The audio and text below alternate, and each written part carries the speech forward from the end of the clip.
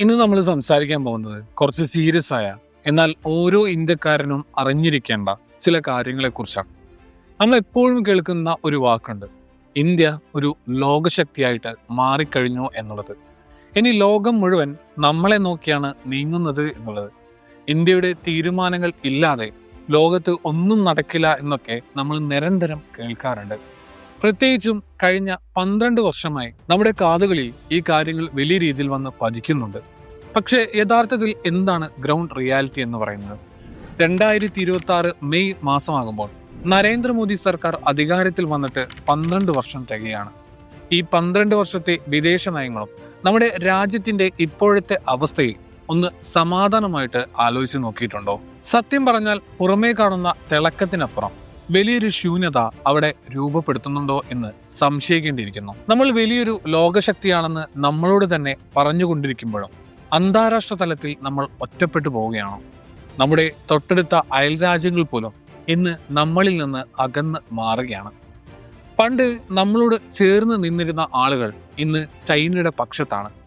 എന്തുകൊണ്ടാണ് ഇങ്ങനെയൊക്കെ സംഭവിക്കുന്നത്? വെറും സോഷ്യൽ മീഡിയ റീലുകളിലും ഹാഷ്ടാഗുകളിലും മാത്രം ഒതുങ്ങുന്നതാണോ നമ്മുടെ ഈ ലോകശക്തി പദവി എന്ന് പറയുന്നത്?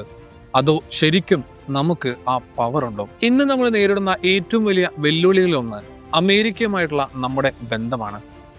ഡൊണാൾഡ് ട്രംപും മോദിയും തമ്മിലുള്ള സൗഹൃദത്തെക്കുറിച്ച് നമ്മൾ എത്രയോ കഥകൾ കേട്ടു കഴിഞ്ഞു.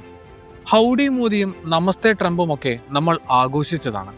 പക്ഷേ ഇന്ന് ആ സൗഹൃദം എവിടെ നിൽക്കുന്നു? ട്രംപ് വീണ്ടും അധികാരത്തിൽ വന്നതോടെ അമേരിക്കൻ താൽപ്പര്യങ്ങൾക്കാണ് അവർ മുൻഗണന നൽകുന്നത്. ഇറാനുമായി വ്യാപാരം നടത്തുന്ന രാജ്യങ്ങൾക്ക് മേൽ കർശനമായിട്ടുള്ള നിയന്ത്രണങ്ങൾ വരുമെന്ന സൂചനകൾ ഇന്ത്യയെ വലിയ രീതിയിൽ ആശങ്കപ്പെടുത്തുന്നുണ്ട്.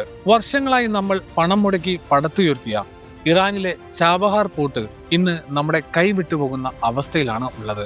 ചാബഹാർ പോർട്ട് എന്ന് പറയുന്നത് വെറും ഒരു തുറമുഖമല്ല, അത് ഇന്ത്യയുടെ വലിയൊരു സ്ട്രാറ്റജിക് ഇൻവെസ്റ്റ്മെന്റ് ആയിരുന്നു. പാകിസ്ഥാനെ തൊടാതെ തന്നെ നമുക്ക് അഫ്ഗാനിസ്ഥാനിലേക്കും സെൻട്രൽ ഏഷ്യയിലേക്കും എത്താനുള്ള ഏക വഴിയായിരുന്നു അത്. എന്നാൽ അമേരിക്കയുടെ ഉപരോധങ്ങൾ ഭയന്ന് നമ്മുടെ കമ്പനികൾ അവിടെ നിക്ഷേപം നടത്താൻ മടിക്കുകയാണ്. 12 വർഷം നമ്മൾ ലോകം മുഴുവൻ ചുറ്റിക്കറങ്ങി ഉണ്ടാക്കിയെടുത്ത ആ പവർ എവിടെ പോയി? നമ്മൾ എപ്പോഴും അമേരിക്കയുടെ ഓരോ നീക്കങ്ങൾക്ക് മുന്നിലും വിറച്ചു നിൽക്കേണ്ടി വരുന്നുണ്ടെങ്കിൽ നമ്മൾ എങ്ങനെയാണ് സ്വയം ലോകശക്തി എന്ന് അവകാശപ്പെടുക? ഇത് നമ്മൾ ഗൗരവമായിട്ട് ചിന്തിക്കേണ്ട ഒന്നാണ്. നമ്മുടെ അയൽപ്പക്കത്തേക്കൊന്ന് കണ്ണോടിച്ച് നോക്കൂ. നേപ്പാള്, ബംഗ്ലാദേശ്, ശ്രീലങ്ക, മാലിദ്വീപ്, ഇവരൊക്കെ പണ്ട് ഇന്ത്യയുടെ ഏറ്റവും അടുത്ത സുഹൃത്തുക്കളായിരുന്നു.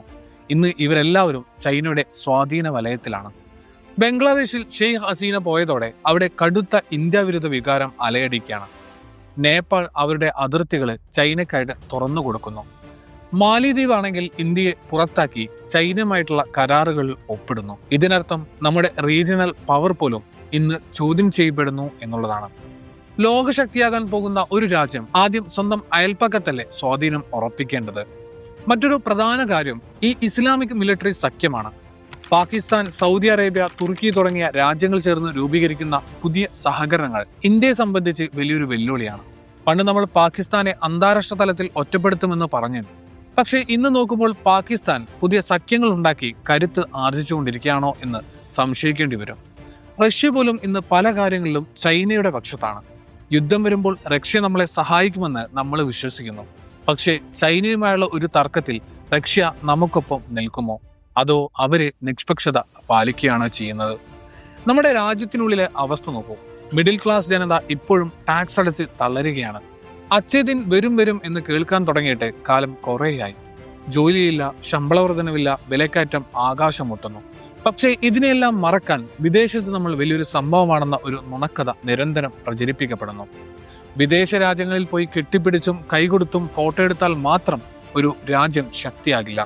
അതിന് ശക്തമായിട്ടുള്ള ഒരു എക്കോണമി വേണം, ആധുനികമായിട്ടുള്ള ഒരു ആർമി വേണം. GDP കണക്കുകളിൽ നമ്മൾ മുന്നിലാണെന്ന് പറയുമ്പോഴും സാധാരണക്കാരന്റെ ജീവിതത്തിൽ അത് പ്രതിഫലിക്കുന്നില്ല. ജോലി കിട്ടാത്ത ചെറുപ്പക്കാർ എന്തു വിശ്വസിച്ചാണ് നമ്മൾ ലോകശക്തിയാണെന്ന് പറയുക? സത്യം പറഞ്ഞാൽ വിദേശത്തിന്റെ രാഷ്ട്രീയം ഉപയോഗിച്ച് ഈ പരാജയങ്ങളെല്ലാം മറച്ചു പിടിക്കാനാണ് ശ്രമങ്ങൾ നടന്നുകൊണ്ടിരിക്കുന്നത്. ജനങ്ങൾ ചോദ്യങ്ങൾ ചോദിക്കാൻ തുടങ്ങുമ്പോൾ മതം, മസ്ജിദ് തുടങ്ങിയ വൈകാരിക ചർച്ചകൾ വലിച്ചേക്കപ്പെടുന്നു. ആളുകൾ തമ്മിൽ തല്ലുമ്പോൾ ഭരണകൂടത്തിന്റെ പരാജയങ്ങൾ ആരും ശ്രദ്ധിക്കില്ലല്ലോ. നമ്മൾ ചിന്തിക്കേണ്ടത് ഇതാണ്: വരാനിരിക്കുന്ന വർഷങ്ങളിൽ ഇന്ത്യ എവിടെ എത്തും? നമുക്ക് ശരിക്കും ഒരു സ്വതന്ത്രമായിട്ടുള്ള വിദേശ നയം ഉണ്ടോ? അതോ നമ്മൾ ഇപ്പോഴും അമേരിക്കയുടെയും ചൈനയുടെയും ഇടയിൽപ്പെട്ട് ഉഴലുകയാണോ? ആര് വിചാരിച്ചാലും നമ്മുടെ തീരുമാനങ്ങളെ സ്വാധീനിക്കാൻ പറ്റുമെങ്കിൽ നമ്മൾ എങ്ങനെയാണ് പവർഫുൾ ആയിട്ടുള്ള ആളുകളാകുന്നത്? ഈ ലോകത്ത് ആദരിക്കപ്പെടണമെങ്കിൽ നമ്മൾ ഉള്ളിൽ നിന്ന് കരുത്തരാകണം. വെറും സോഷ്യൽ മീഡിയ ക്യാമ്പയിനുകൾ കൊണ്ട് മാത്രം ഒരു രാജ്യത്തിന് ലോകശക്തിയാകാൻ കഴിയില്ല. ഇറാനിലെ പ്രശ്നങ്ങൾ, അമേരിക്കയുടെ ഭീഷണി, പാകിസ്ഥാന്റെയും ചൈനയുടെയും നീക്കങ്ങൾ, ഇതൊന്നും നമ്മൾ കാണുന്നത്ര ലളിതമല്ല. നമ്മുടെ സ്ട്രാറ്റജിക് സ്വാധീനം ഇന്ന് വല്ലാതെ കുറഞ്ഞിട്ടുണ്ട്. തജിക്കിസ്ഥാനിലെ എയർബേസിലെ നമ്മുടെ സാന്നിധ്യം പോലും ചോദ്യം ചെയ്യപ്പെടുന്നുണ്ട്. ചൈന ലഡാക്കിലും അരുണാചലിലും മാത്രമല്ല, ഇപ്പോൾ പിയുകെയിലെ ഷെക്സ്ഗാം വാലിയിൽ പോലും റോഡുകൾ നിർമ്മിക്കുന്നുണ്ട്. നമ്മൾ എന്നിട്ടും ഒന്നും സംഭവിച്ചിട്ടില്ലെന്ന മട്ടിലാണ് ഇരിക്കുന്നത്. ഇതൊക്കെ കാണുമ്പോൾ സങ്കടം തോന്നും. നമ്മൾ സ്വപ്നം കണ്ട ഇന്ത്യ ഇതല്ല. നമുക്ക് വേണ്ടത് ലോകത്തിനു മുന്നിൽ തല ഉയർത്തി നിൽക്കുന്ന, സ്വന്തം കാലിൽ നിൽക്കുന്ന ഒരു ഇന്ത്യയാണ്. അല്ലാതെ അമേരിക്കയുടെ ഓരോ നിയന്ത്രണങ്ങൾ വരുമ്പോഴും സ്വന്തം താല്പര്യങ്ങൾ ബലികഴിക്കുന്ന ഒരു രാജ്യത്തെയല്ല. ഈ യാഥാർത്ഥ്യങ്ങൾ നമ്മൾ തിരിച്ചറിയണം. രാഷ്ട്രീയ പാർട്ടികൾക്കും നേതാക്കൾക്കും അപ്പുറം നമ്മുടെ രാജ്യത്തിന്റെ ഭാവി എന്താണെന്ന് ഓരോ പൗരനും ഗൗരവമായിട്ട് ആലോചിക്കേണ്ട സമയമാണിത്. ലോകശക്തി എന്ന വാക്കിന് അർത്ഥം ഉണ്ടാകണമെങ്കിൽ അത് സാധാരണക്കാരന്റെ ജീവിതത്തിലും പ്രകടമാകണം. നമ്മൾ വെറും ഒരു വോട്ട് ബാങ്ക് മാത്രമായിട്ട് മാറരുത്.